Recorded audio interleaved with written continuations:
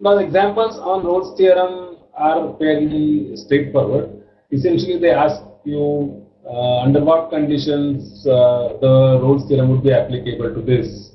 So, what you need to check is make sure that it is continuous in the given interval, make sure that it is differentiable in the given interval, and then at the two endpoints the values must be equal. So, these are the three conditions that are required for Rolle's theorem. So that is one type of question. The other type of question which you have to answer is what is the value of C?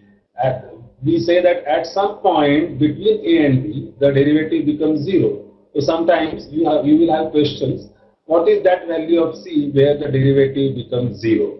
So in that case, you have to find the derivative of the function, equate it to 0, and that will give you the value of C. Let us see this example. This is the function, and then the function that is first. So we have to select the interval in which this is satisfied. Now it is very clear that the function is not defined at x equal to 1. The function is not defined at x equal to 1. Okay. So whatever the interval may be, it cannot contain the value x equal to 1 because the function, it is not in the domain. The function is not defined at x equal to 1. You can very clearly see it. Okay. Now let us see what, again we have two conditions that the function must be equal at 2 points. If you see, this function is becoming 0 at x equal to 0 and x equal to 3.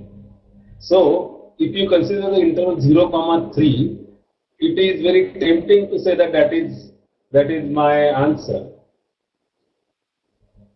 0 to 3. But 0 to 3 contains this point x equal to 1.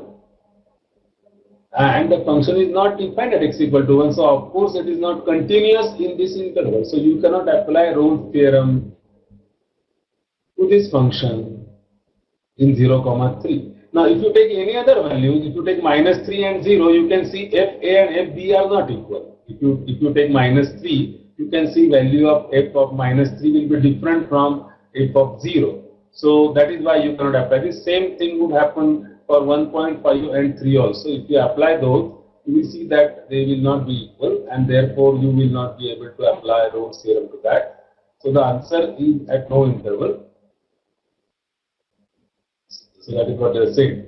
If you find the derivative does not exist at x equal to 1. Now, really speaking, you don't even have to do this. You see that the function itself is not continuous. If the function is not continuous, then you don't have to get into the differentiability of that function at all. So you need not even do this.